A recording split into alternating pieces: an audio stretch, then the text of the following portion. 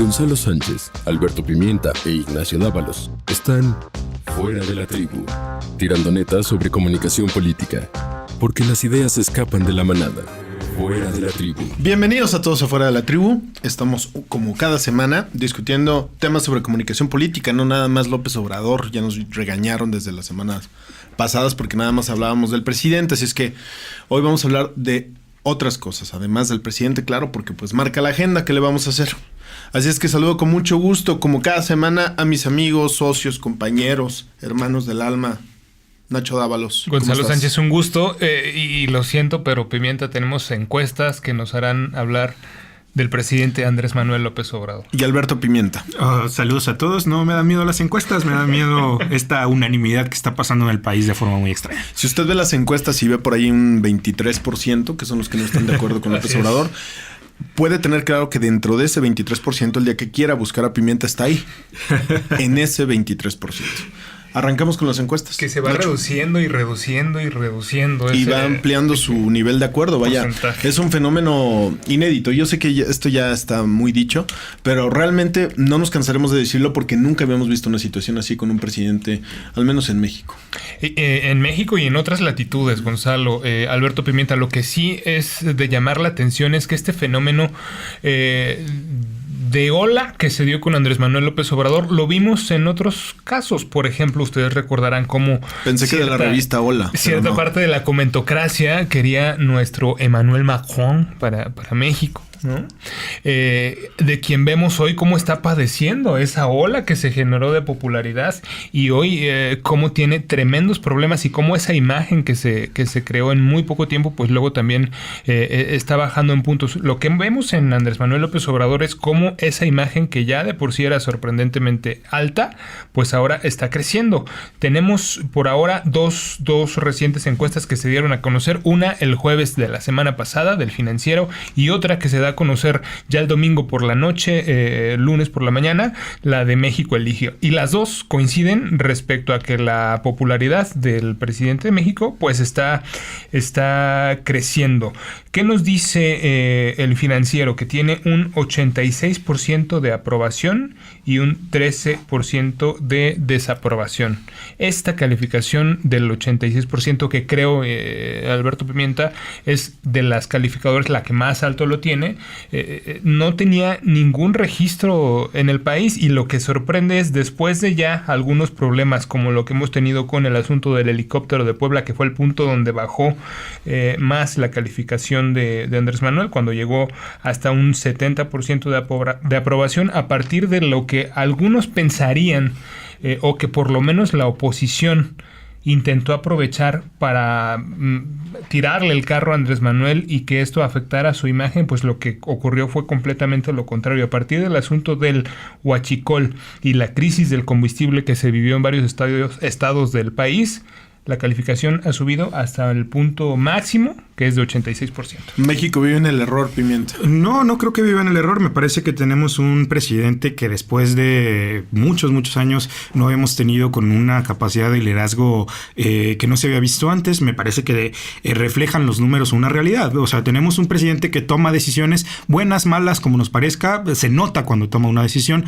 y que ha estado presente todos los días en los medios de la forma más constante y de mayor compromiso que le hemos visto a cualquier presidente en toda mi vida.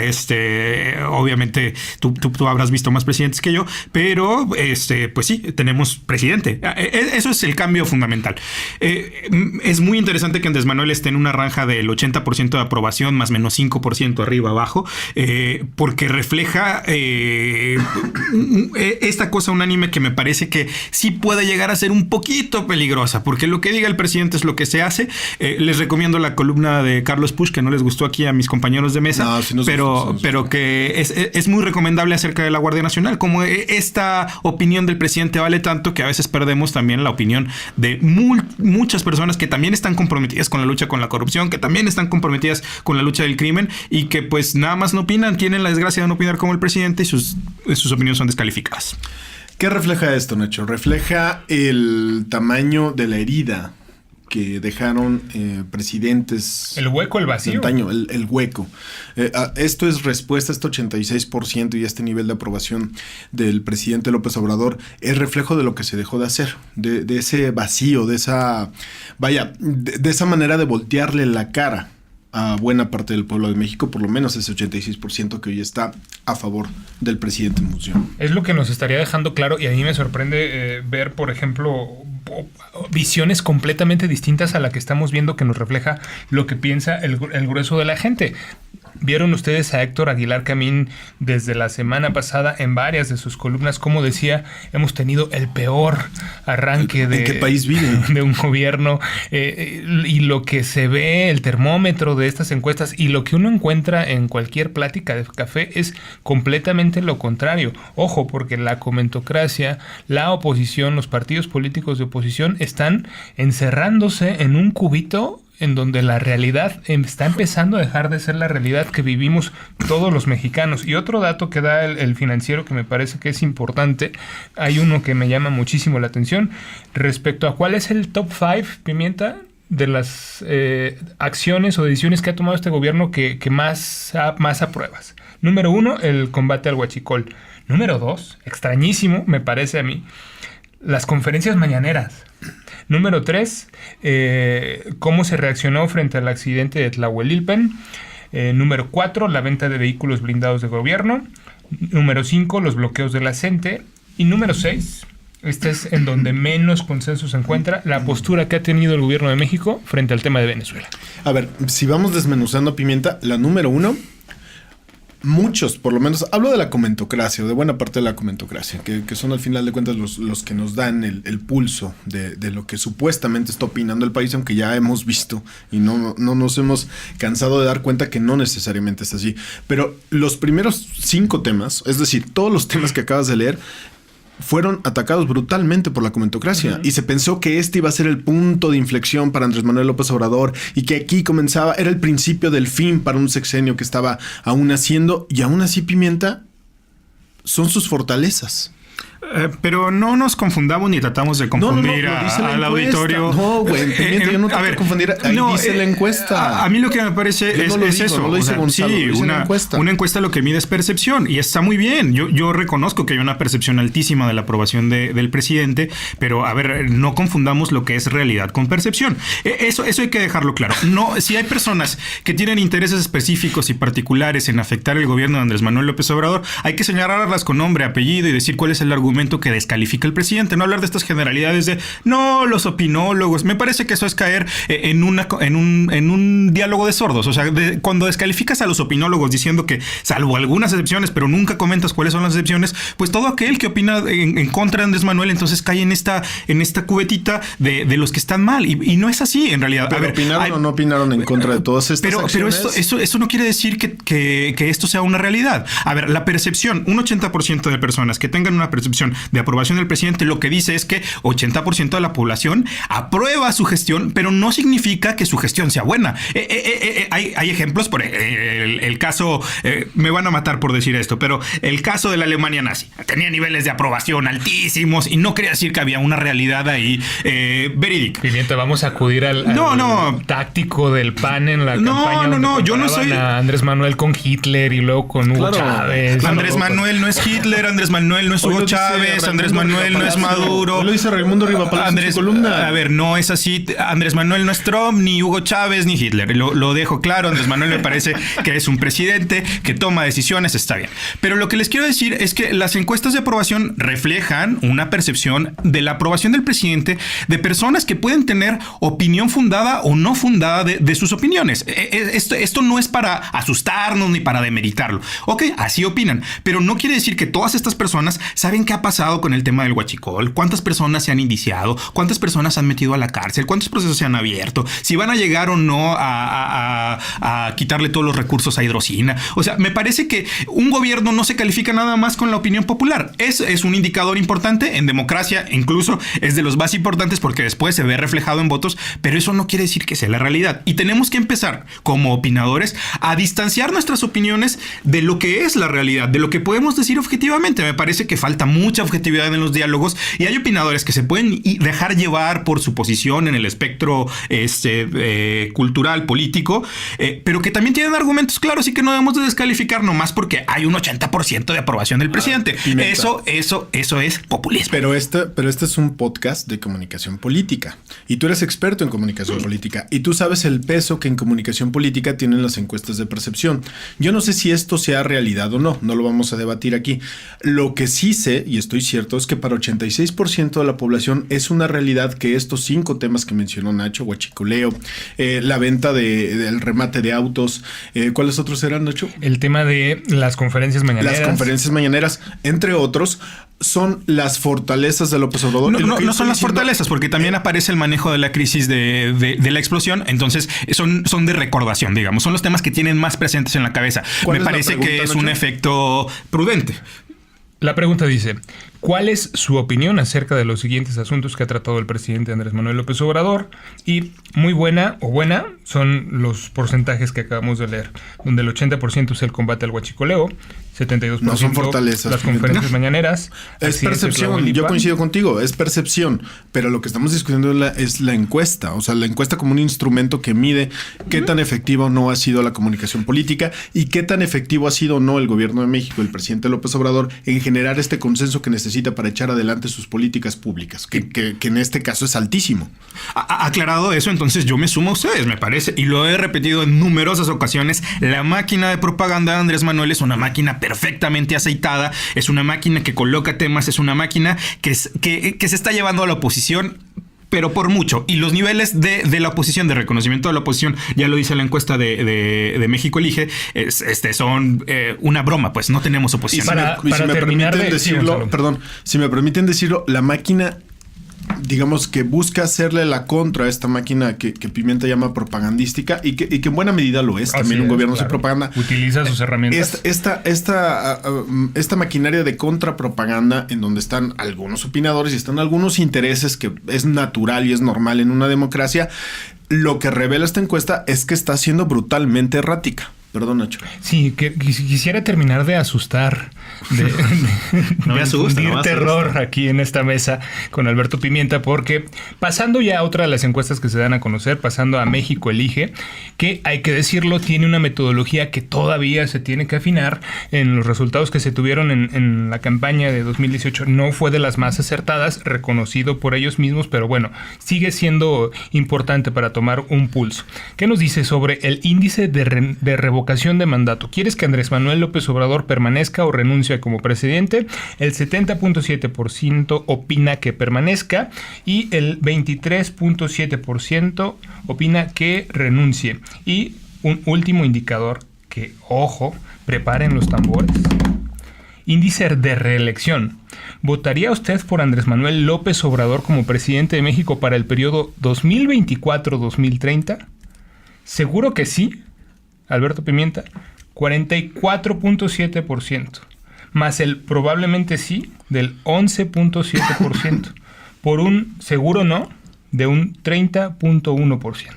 Es decir, hay una mayoría de personas que hoy, febrero de 2019, estarían dispuestos a darle un segundo mandato a Andrés Manuel López Obrador. ¿De qué nos habla esto? No, eso es peligrosísimo. Eso sí sería el acabose. No solamente le estaría infringiendo unos compromisos de campaña, sino, retornaría a México un siglo atrás, más de un siglo atrás. O sea, vaya, yo veo hasta mala intención en la pregunta. Y este otro punto que voy a leer en este momento, que me parece también importante respecto al pulso que tiene la población. Esta misma pregunta se hizo en finales de noviembre y principios de diciembre del año pasado, es decir, cuando estaba arrancando este nuevo gobierno. Y se tenía completamente invertida la posición. Solo un 27.9% opinaban que votarían por un segundo periodo de Andrés Manuel López Obrador, contra un 42.5% que decían claro que no, por supuesto que no votaría para que se reelija López Obrador. Y esto se invierte completamente apenas en 2 meses de gobierno de Andrés Manuel López Obrador. Sí, yo coincido que es de las cuestiones a las que argumentaba al principio. A ver, esta unanimidad que existe en torno al presidente tiene también sus límites democráticos. Es decir, nunca es bueno para una democracia no tener pluralidad. La pluralidad es importante y el respeto a las minorías también lo es.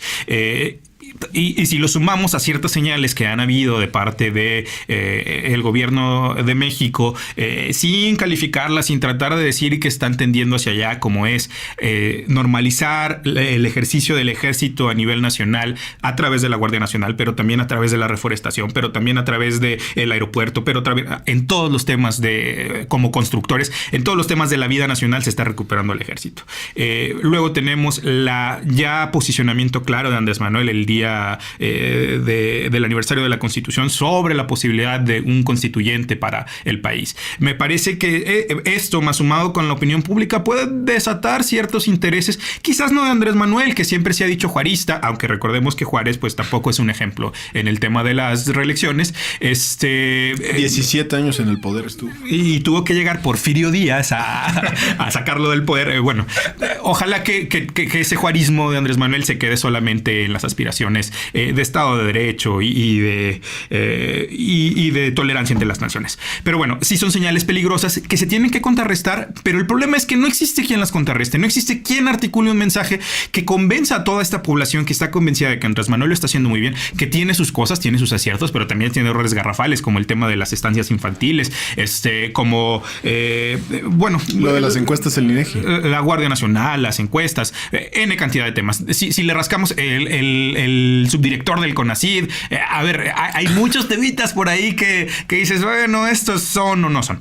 Pero me parece que es eso, que tenemos que tener y que se tiene que articular, si no es desde los partidos políticos, desde la sociedad civil, un discurso que alcance a llegar a toda esta población identificada con Andrés Manuel, que además de sentirse identificada hoy a través de las ideas, mañana se va a sentir identificada con un respaldo económico que van a ser transferencias directas a sus bolsillos. Híjole, si no logramos desligar esto de la figura de Andrés Manuel, sí podemos meternos en problemas. Hay una fe ciega en el presidente de la República. Eso hay que decirlo claro. Y hay que decir también que eso es peligroso, Nacho. Porque un 86% es tan abrumador que te habla de que hay muy poco ejercicio racional detrás de la respuesta de si apruebas o desapruebas la gestión de un presidente. Creo que esto es labor, tendría que serlo, y aquí hemos hecho un llamado, desafortunadamente no hemos visto mucho al respecto, a la oposición, no solamente a la oposición oficial, que son los partidos políticos que parecen estar desaparecidos, sino a la sociedad civil organizada y no organizada, a los medios de comunicación, a los opinólogos, a la comentocracia. Tienen que cambiar su estrategia de contrastar con el presidente, porque esta estrategia de hacerlo a gritos y fundamentados en su mayoría en una base ideológica no está funcionando. Lo que están haciendo es hacer más fuerte, y ojo, no está mal que haya un presidente fuerte, lo que está mal es que haya una fe ciega en alguien, en cualquiera, porque todos somos seres humanos, y el que está en la presidencia, más allá de que simpaticemos o no, y de que tenga buenas o malas intenciones, que a mí me parece que son buenas y que hacía falta refrescar la vida pública de México de esta manera, no se le puede tener una fe ciega, no se le puede dar un cheque al portador, y no se puede pensar que porque se trata de él no va a tener errores. Como bien menciona Pimienta, y en esto coincido con él, ha tenido errores en la implementación de su gobierno que tienen que señalarse, pero no solamente señalarse, sino que tiene que haber consecuencias. El presidente se tiene que ver obligado en ciertas cosas a dar un paso atrás, y no lo va a dar si las encuestas de aprobación siguen tan abrumadoramente a su favor, porque hay un vacío en la oposición que no sabe hacer un contrapeso real. Lo habíamos señalado, como ya dices, Gonzalo, desde hace mucho tiempo, y a mí me llama la atención, por ejemplo, una columna que se publica el día de ayer de Salvador Camarena, que pone los puntos sobre las IES respecto a este tema, y que nos habla, cuando el presidente intenta posicionar un tema, no le basta más que simplemente poner la sospecha de corrupción o de cualquier mala acción. Sospecha, no probarlo, no mostrar hechos, no mostrar, no presentar verdaderamente culpables y que haya consecuencias sobre ellos. No, simplemente presentar una sospecha para demeritar eso que se hizo e implantar esa acción nueva que se va a tomar. Y respecto a esto, ¿cuál es la respuesta que tienen por parte de la oposición? Mandar un vocero, hablando del tema de estancias infantiles, como Josefina Vázquez Mota, un personaje político, un cartucho quemado hace ya mucho tiempo, que además sobre quien pesa, que estuvo al frente de una asociación que recibió recursos. 900 millones de pesos. Y que no se pudo explicar a detalle qué había pasado con este tema. Ese es tu vocero para defender frente a la acción que está tomando el gobierno de Andrés Manuel López Obrador. Bueno, pues es como entregarte, es como... Y en cada tema que vemos que se discute en lo nacional, me parece que es como si estuviéramos viendo a jugar al Barcelona contra el Zacatepec. Y eso es triste porque no vemos un partido para quienes no estamos dentro de la reyerta, sino quienes estamos siendo los espectadores de ese diálogo, de ese debate, de ese encuentro. Pues de verdad que cuando ves un partido que va 5-0, 6-0, 7-0, pues se pierde el interés. Es sano, y sobre todo si estamos hablando de la democracia de un país, para todos sería sano que tuviéramos una oposición con mayor credibilidad, con acciones más inteligentes, para que entonces ahí sí encontráramos como resultado final la hipótesis del gobierno.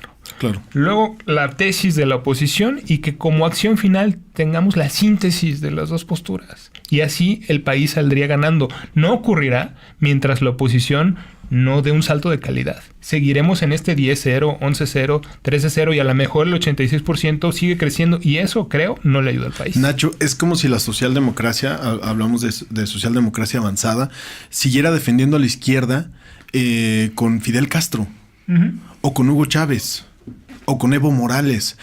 El establishment en México debe de entender que deben de soltar esos fantasmas, que no van a defenderse de López Obrador, no van a contrarrestar a López Obrador y no lo van a hacer un contrapeso real si siguen recurriendo a los fantasmas, si quieren defender el neoliberalismo con Carlos Salinas.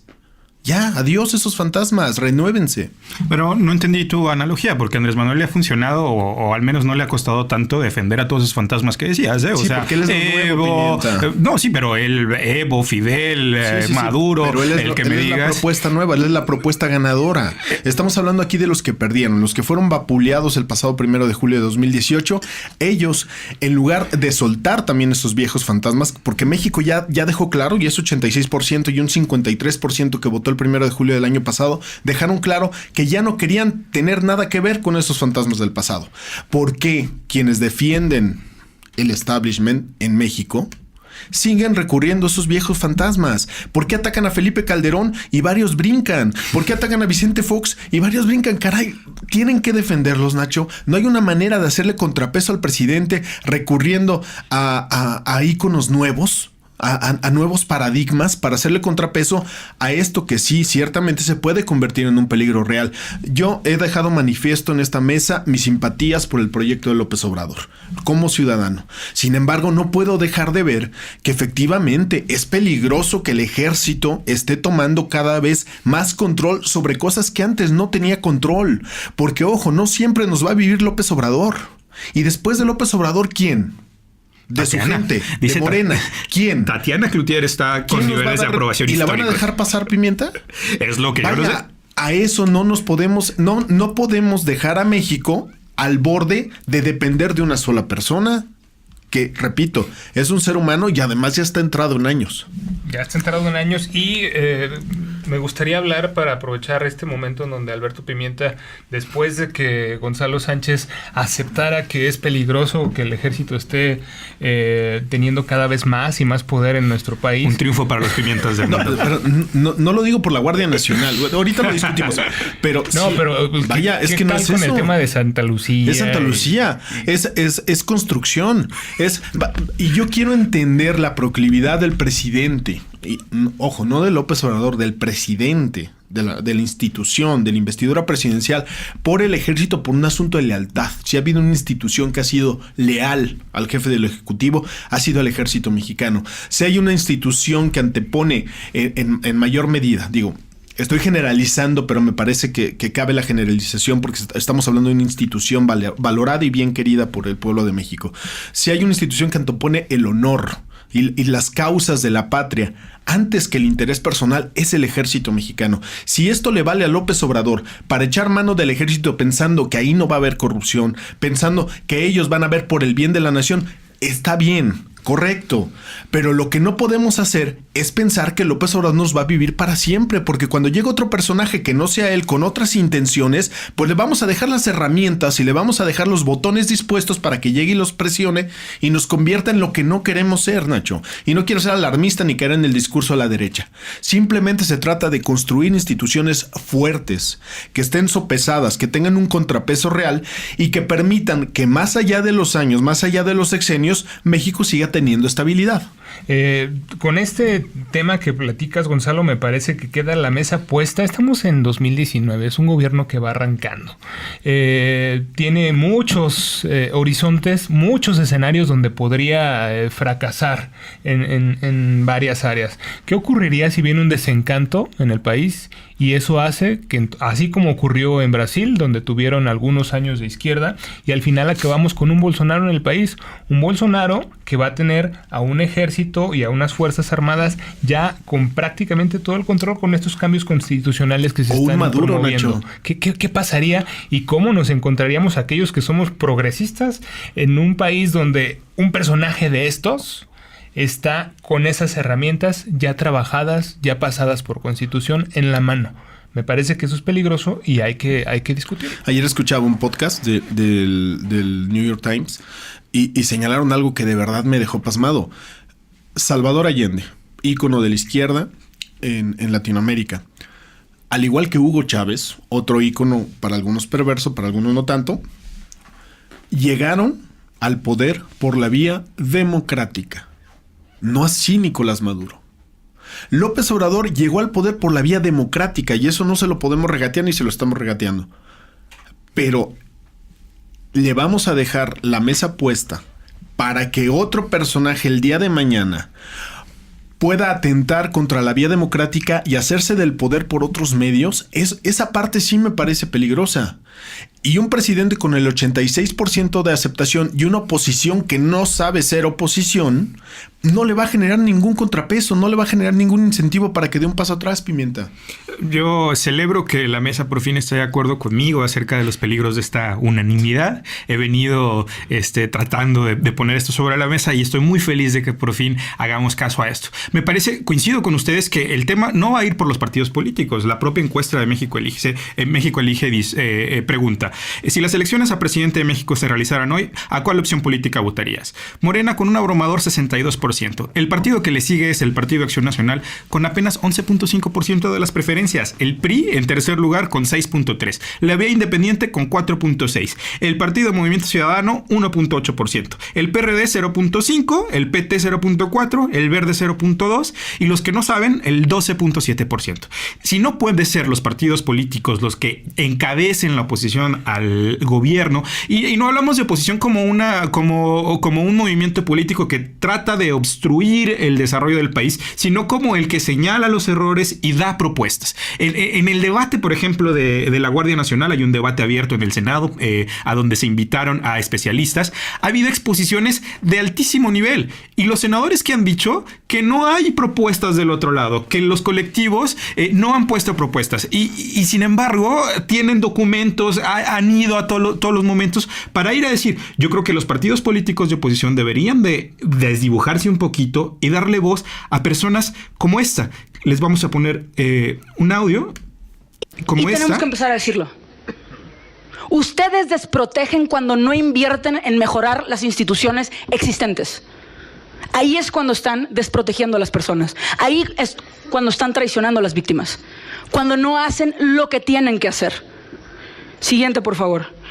Ayer se decía, solo nos dicen que esto no, que sí. Se han repetido 1000 cosas. Ahorita la gráfica. Obviamente no cabe en un tuit. Y ese es el problema. Resolver este problema complejísimo no cabe en un tuit y no cabe en un titular. Pero se han dado alternativas al tema de la procuración de justicia. Invertir en capacidades de fiscalización de las fiscalías. Invertir en las unidades de seguimiento de evaluación a medidas cautelarares. Invertir en las capacidades del Poder Judicial. Invertir en mecanismos de resolución de conflictos y empezar a despresurizar el sistema. Hay alternativas, las están ignorando. Pero sí las hay. De este lado, claro que queremos resolver el problema de la violencia. Siguiente, por favor. Ya lo dijeron, lo voy a reiterar. Si se aprueba la reforma, no ganamos. No ganamos en términos de seguridad, no ganamos en el combate a la impunidad. Siguiente, por favor. Ya han visto esta gráfica. En rojo es delitos contenidos en averiguaciones y carpetas de investigación de homicidio doloso. En negro, personas condenadas. No cambia. Homicidio sube, homicidio baja. No cambia. Les traigo además violación.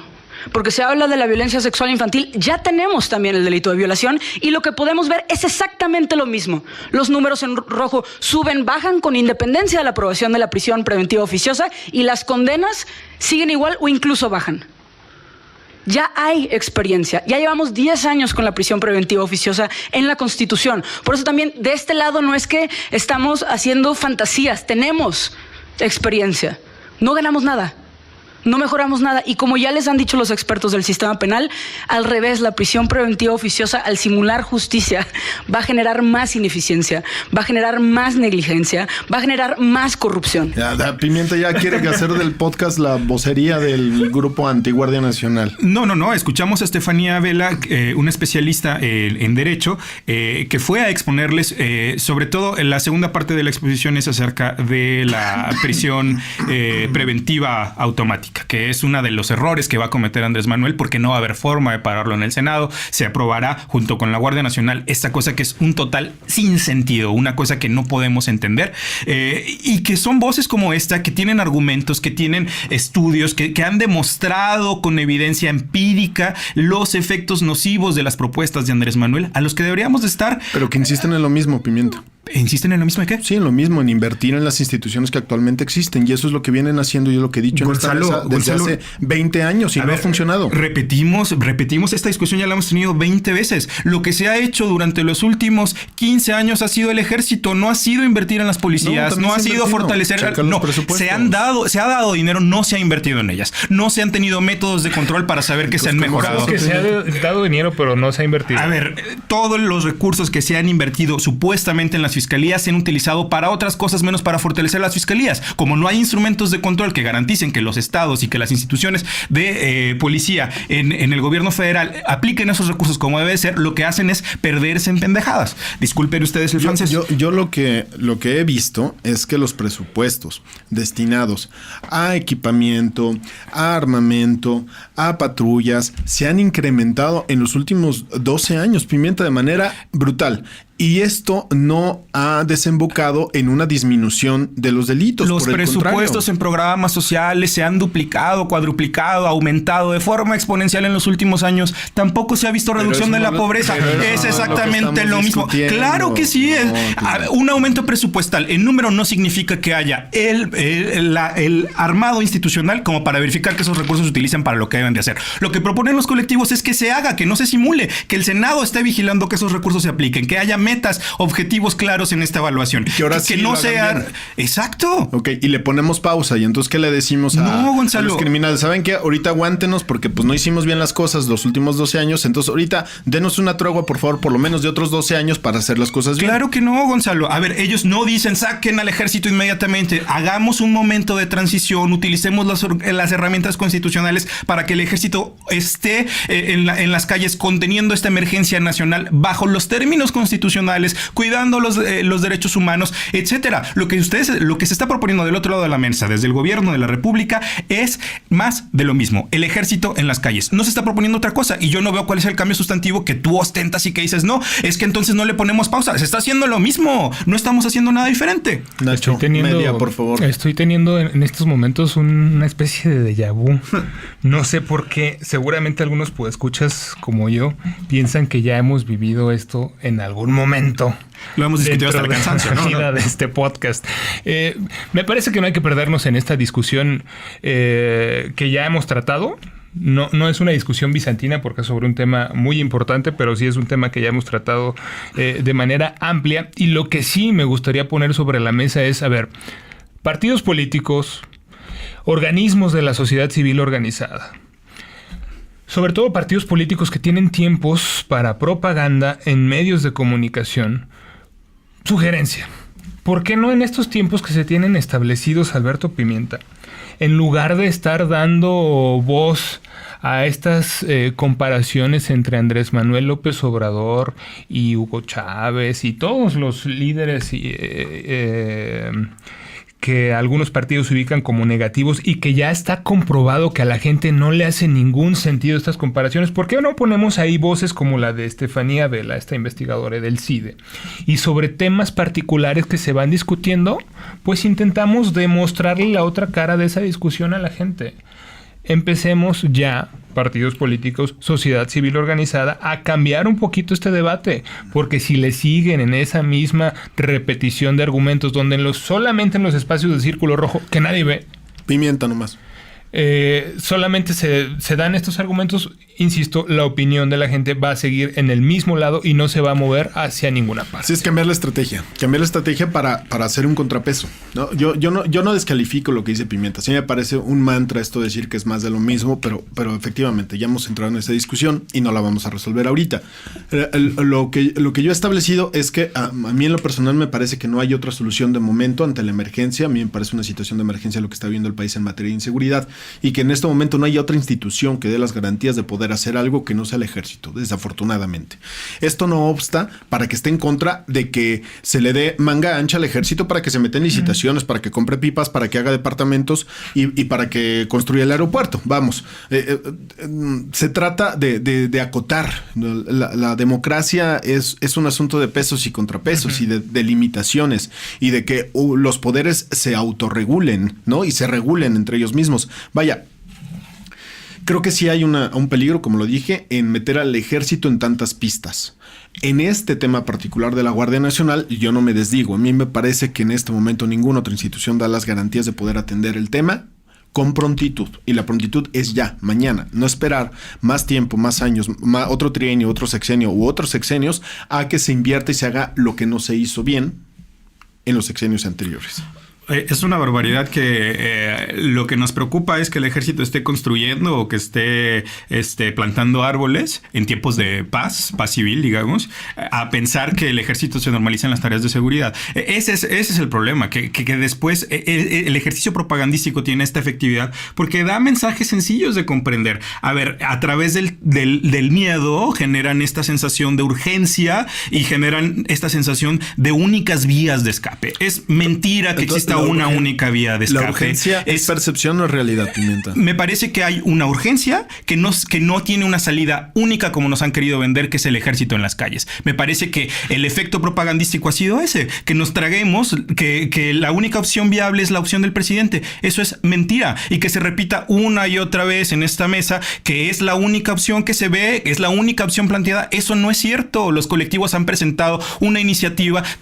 Te compartí un documento, Gonzalo, donde se vienen los puntos, donde se establecen mecanismos no solamente de lucha contra el crimen, sino mecanismos para asegurarnos que esa lucha contra el crimen se dé basada en indicadores, que el ejército cuando esté en las calles cumpla con ciertos ejercicios de derechos humanos, que exista un reforzamiento no solo de las policías, sino también de la parte de la impartición de justicia, que se combata la impunidad, que se vea el problema desde lo macro y no desde una atención a una urgencia que es mentira, que es una cosa propagandística establecida desde el gobierno de la República para atender nada más un problema de seguridad que ellos creen que así se va a solucionar en contra de toda la evidencia científica y empírica que hay, que esta fórmula no ha funcionado y no va a funcionar. Agradecemos a Alberto Pimienta este apasionamiento sobre el tema de la Guardia Nacional y agradecemos también que no se metiera tanto en este tema que ya habíamos dicho que ya se había tratado. Pero sugiero en la mesa que hablemos de temas realmente importantes. Está bien. ¿Qué les parece si hablamos del divorcio de Enrique Peña Nieto y su esposa Angélica Rivera? ¿Eso es percepción o realidad? A mí no me queda claro qué fue. Hoy me queda claro ya lo que es el final de una de las familias políticas más queridas de México. Estoy obviamente siendo sarcástico. Pues bueno, la verdad es, híjole, lo que haga Enrique Peña Nieto no deja de hacer a mí. Juguetes del destino, Pimienta. Juguetes del destino, pobres de ellos. Imagínate, la gente va a pensar que todo su matrimonio fue una farsa y que solamente se habían casado para el periodo en el cual Enrique Peña Nieto fuera presidente. Y ve la casualidad que tiene la vida. Caray. Yo creo que esto refuerza que efectivamente se trató de algo montado, de una estrategia de comunicación que para efectos de comunicación política, Nacho Pimienta, tiene mucha tela de dónde cortar. Muchísimo. ¿Por qué? Porque Peña Nieto fue el último presidente que construyó la televisión mexicana y los medios tradicionales en su acepción anterior. A lo mejor los millennials no se van a acordar, pero hubo un momento en este país en que existía una televisora y después existió otra e hicieron un duopolio. Y esas dos televisoras encumbraron a Enrique Peña Nieto como gobernador del Estado de México, que después se convirtió en presidente de la República. Y como parte de esa estrategia, presumimos, estaba el que se casara con uno de los íconos telenoveleros de la principal empresa televisora del momento, Angélica Rivera. Me parece que desde la parte de comunicación política, desde la parte del storytelling, me parece que este ejercicio o esta relación que se dio, nunca sabremos, solamente habrá sospechas sobre si hasta dónde fue este tema, si fue uno de estos matrimonios por conveniencia mutua, en donde incluso se especula que hasta pudo haber contratos y demás ahí firmados. Confidencialidad.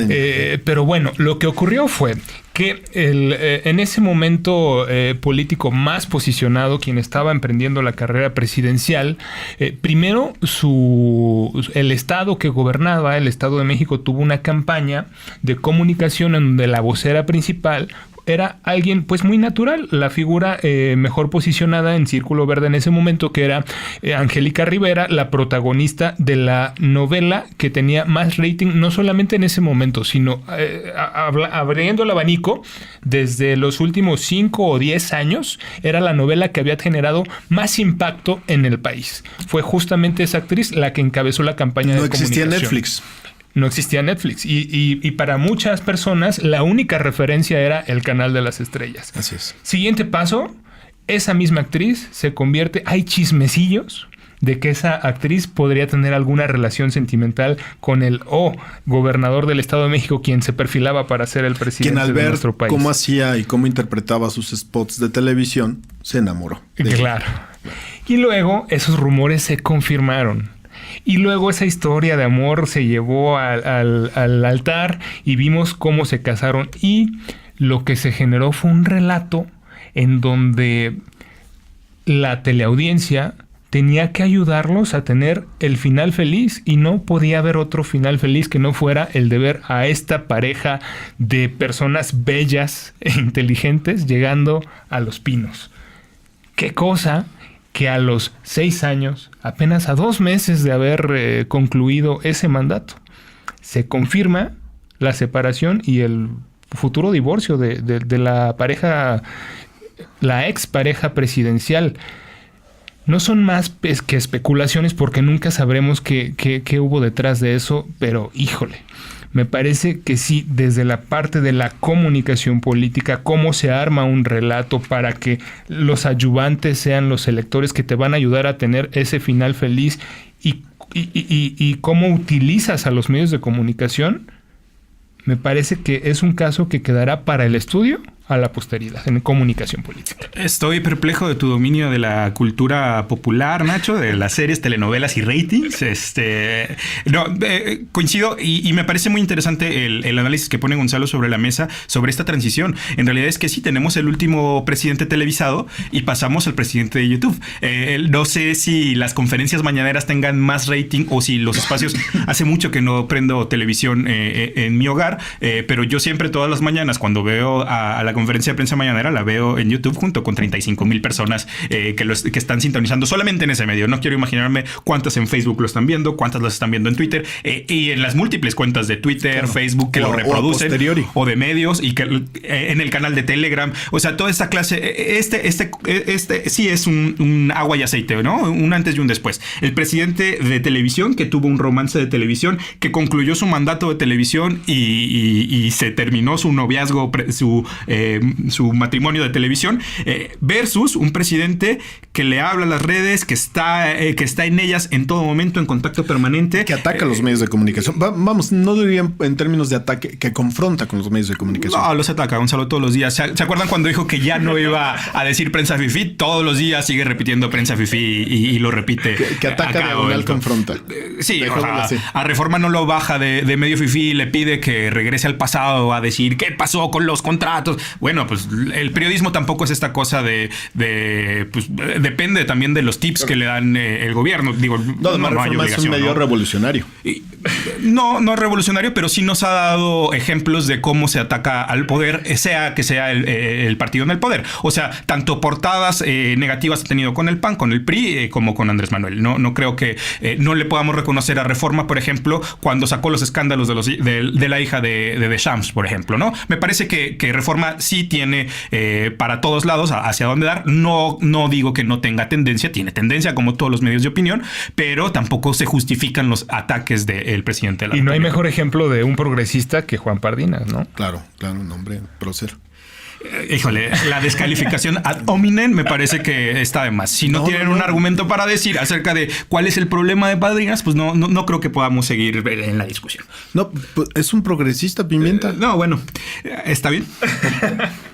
Bueno, el caso es que, Pimienta, te perdiste. Ya ves, por estar peleando te perdiste en tu exposición. No, también es de comunicación este tema. Me parece que sí es importante defender a los medios. Estamos hablando del matrimonio del expresidente Peña Nieto. Y pasamos a los medios tradicionales versus los nuevos medios. Y qué gobierno está haciendo también Andrés Manuel en este tema de los nuevos medios. O sea, todos los días me llega al canal de Telegram, que si no se han suscrito, es la mejor forma de mantenerse enterados de qué hace el presidente. Tu resumencito de lo que hizo, más el link a YouTube para que puedas chutar la hora y media de discurso de Andrés Manuel a 2x de velocidad en YouTube. Se los recomiendo, es la única forma de ver al presidente. Yo también lo escucho así y se escucha normalito. El HuffPost, voy a hacer el comercial. El HuffPost me parece que hace el mejor resumen de la mañanera y lo deja más o menos entre 15, 22 minutos. La otra vez lo hizo de 30 minutos y dije, bueno, pues ¿qué pasó? Y después me enteré que la conferencia había durado 2 horas por primera vez.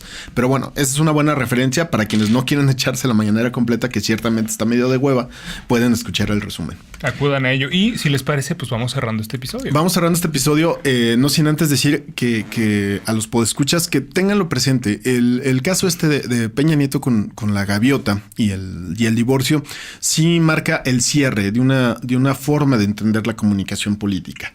Una forma que en mi particular punto de vista le hizo mucho daño a la comunicación política, porque durante mucho tiempo se pensó que la comunicación política era eso, era invertir grandes cantidades en televisión para que la figura de tu cliente, del político en cuestión, saliera en el cuadro, de todas estas estrategias que buscaban vincular al personaje con artistas, con la farándula, y esta concepción que lo que me parece que hizo fue hacer a la política una cuestión mucho más simplista. Y hoy estamos pagando las consecuencias, si se le quiere ver así. Y por algo terminó crujiendo ese statu quo. Terminó crujiendo y cayó por peso propio. Exactamente. Y terminó siendo despreciado por los ciudadanos, por los mexicanos.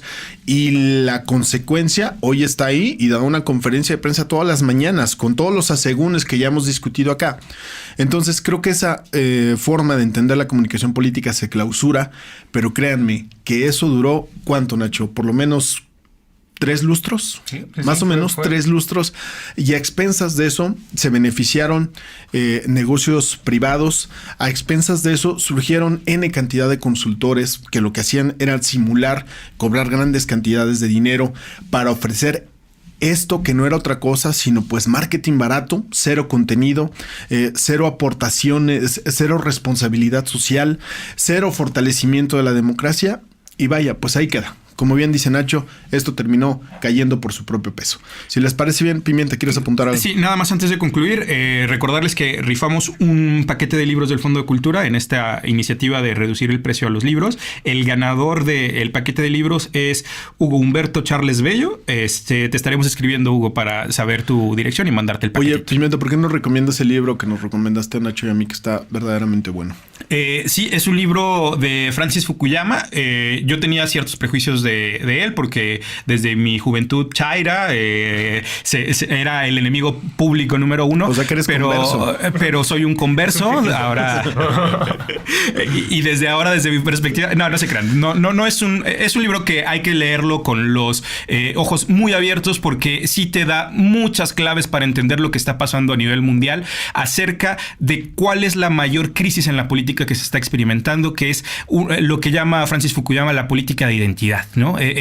No les queremos adelantar mucho porque es una lectura que deben dar, pero nos explica a muchas latitudes. Desde esta lectura nos explica lo que pasa en muchas latitudes del mundo con estos movimientos que reivindican a ciertas identidades colectivas y que explica, por ejemplo, el fenómeno Trump, pero también el fenómeno Bolsonaro, pero también el fenómeno Andrés Manuel, sin tener en ello un prejuicio o alguna cosa así. Lo explica desde una base sociológica que me parece muy, muy interesante. Francis Fukuyama, Identity se llama. El único inconveniente es que todavía no lo traducen al español. Está en inglés, disponible en las plataformas de Amazon. Hay una versión ya en español, pero hay que adquirirla vía internet. Te la mandan de España y te termina costando casi 15,000 pesos. Sugiero más bien que si ustedes leen en español, pues escuchas, aguanten unos algunos meses que ya saldrá seguramente la edición en español. Y si no, está la opción de leerlo en inglés y bajarlo a tu iPad o a tu Kindle, ¿no? Perfecto. Pues muy bien. Pues hasta aquí la dejamos. Esto fue Fuera de la Tribu. Muchas gracias. Nos escuchamos la siguiente semana. Saludos a quienes nos ven y nos escuchan a través de redes sociales. Nos vemos la siguiente. Hasta la próxima. Nos vemos.